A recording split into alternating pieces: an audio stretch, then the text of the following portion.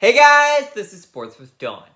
Two new head coaches have joined the NFC South. Both the Panthers and the Falcons picked out their new head coaches. And I'm definitely more impressed with one than the other.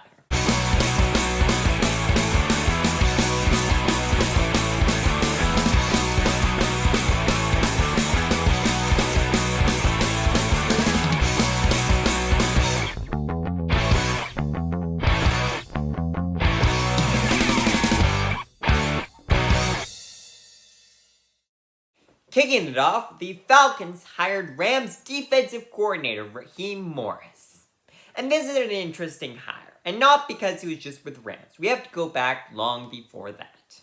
Originally, Raheem Morris was the head coach of the Tampa Bay Buccaneers, where he got dealt a bad hand, if you ask me, honestly, even though the team did suck. It started out, he went 3-13 in his first season. The next season, they shot up the rankings with a 10-6 season, but they barely missed out on the playoffs. And then they came back down to earth with a 4-12 season, and afterwards, he was fired. Again, I think he was dealt a bad hand. He did not have a good roster there in Tampa Bay. He was kind of just thrown into the fire, so I think he does deserve another head coaching job eventually, for sure. He ends up bouncing around a couple of teams until he joins the Atlanta Falcons, where he was their defensive backs coach for a while, until he got promoted, or maybe not promoted, just switched to their wide receivers coach, interestingly enough, despite being a defensive coach, where he was when they went to the Super Bowl, and for a couple years after. And he was the coach of Julio Jones, and eventually Calvin Ridley, and all the other superstar receivers Atlanta had over those years, mostly Julio Jones, of course. He was their wide receivers coach. Then eventually, their defensive coordinator left, and then he switched back to defense to become the defensive coordinator. Then, that same season, Dan Quinn ended up getting fired after an 0-5 start, I think it was. And Raheem Morris took over to be their intern head coach, where the team went 4-7. Definitely not great, but, could be a bit worse, for sure. And then he ended up going to LA to be the Rams defensive coordinator because Brandon Staley, my favorite guy in the world, just left to be the Chargers head coach. And he was very successful in LA. They start off his first season, they won a Super Bowl with that defense. Von Miller, Aaron Donald, namely, of course, but then you got other guys like Ernest Jones, Sean Robinson, a couple other guys. Then they ended up coming a lot back down to earth the next season. That was last season, if you're wondering, where they didn't play so well. But then this year they shot up in the rankings again. They had multiple young rookies make an impact. They ended up making the playoffs with a 10-7 record. Honestly, overall, this Rams defense definitely overachieved. And I think part of that is Raheem Morris, who definitely deserves another head coaching job. Again, I was surprised that Atlanta was the one to bring him back. But that having been said, he does have familiarity with the owner, Arthur Blank. And while the GM is new since he was fired, then he still has quite a bit of familiarity with the organization as a whole. And they liked him, so they brought him back. So I'm excited to see where this goes. I think he will do wondrous things. The question is, what will he bring in to be his offensive staff? Because of the fact that it's the offense that we want to look at for the Falcons right now. They have a couple players. They have the key pieces. They have Bijan Robinson, Kyle Pitts, and Drake London. Those three guys are all top 10 draft picks, and they should be superstars. The one thing we're lacking is a quarterback, and also good usage out of those three guys. So it'll be interesting to see who calls the offensive plays and what they do with this, because this roster has all the potential in the world. This defense is also an interesting one that's been built up a lot more through free agency. But I like what the Falcons have done. It's looking pretty good if you ask me. So I think Raheem Morris is going to have plenty to do here. And I think it's going to be fun to watch. And now on to the hire that I'm a lot less impressed with. The Carolina Panthers hired Dave Canales to be their new head coach. Now you might be sitting here going, Dylan, who is Dave Canales? And I would respond to you with, I don't know, who is Dave Canales?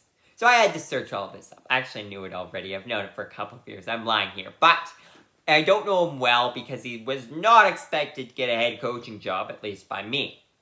Dave Canales was the Seahawks quarterback coach 2 seasons ago. It was his first season in a sort of big role with any NFL team. But Geno Smith stepped in and played fine, I guess. He didn't do anything that wowed me or anything, but he was better than expected. So then he became the Buccaneers offensive coordinator. And this year, Baker Mayfield stepped in, and I guess same thing, was fine, a bit better than I expected. So good for him. He made 2 mediocre quarterbacks become average. That's all I've seen from him. And this was his first year last year of actually calling plays for the offense. I mean, I guess they were all right, but like the receivers, Chris Godwin and Mike Evans were good. They're about their usual selves. They've been this way. I didn't see any difference from them based on former offensive coordinator Byron Leftwich. The running backs, about the same as the year before as well. Didn't see much of a difference. Were they great? No. Were they bad? Not really. The only difference is I think the quarterback play went down a bit. But not exceptionally, because Baker Mayfield was mediocre. He was fine. He wasn't bad. He wasn't great. He was fine. And that defines pretty much Dave Canales, in my eyes. He's not an amazing coordinator just yet. He hasn't proven to me that he is an amazing coordinator. But he's not bad either. He's just fine. For example, the last game of the season the Panthers played was against their divisional rival, the Buccaneers, where the Buccaneers' offense totaled a wondrous, completely 9 points. That's all they got. Final game against the Panthers, it was the Buccaneers. And the whole Buccaneers offense got 9 points. No, they were not resting any of their starters because they were still playing for the division. They were playing all of their guys, but they finished with 9 points against the Carolina Panthers. So, overall, I am underwhelmed by this hiring. Like I said, Dave Canales is fine. I think he has plenty of potential to look better as the coordinator. But you want to aim for someone amazing when you're hiring a head coach. You want one of the best coordinators in the league. You want Brian Callahan, someone who's proven multiple years in a row that this Bengals offense is amazing. Or someone like Eric Bieniemy. Well, he doesn't have a head coaching job. He deserves one because he's built an amazing offense for multiple years. Someone like Kellen Moore, while he can be a bit controversial, overall, I think he's an amazing offensive coordinator because he knows what he's doing. These are the kinds of guys you want to be your head coaches. Most of head coaches are like that. If you're hiring an offensive head coach, which does make sense for the Panthers because they have a young quarterback in Bryce Young, who they want to develop. And maybe that's the goal with Bryce Young. He had a terrible rookie season. There's no way around it. And maybe they're hoping that Bryce Young can become a star just like Dave Canales made Baker Mayfield and Geno Smith into mediocre. I wouldn't really say that. If they're hoping Bryce Young becomes average, sure, Dave Canales could definitely be that guy. We don't know. But I don't think he's the guy to turn Bryce Young into a superstar, what the Panthers are hoping. Again, that's someone like Brian Callahan. Someone who has coached a superstar quarterback. Someone like Eric Bieniemy, once again, has coached a superstar quarterback. Kellen Moore, once again, has coached a superstar quarterback. All of these guys have coached absolute superstar quarterbacks. Dave Canales hasn't done that. And I'm not blaming him. He was good. Baker Mayfield was better than expected.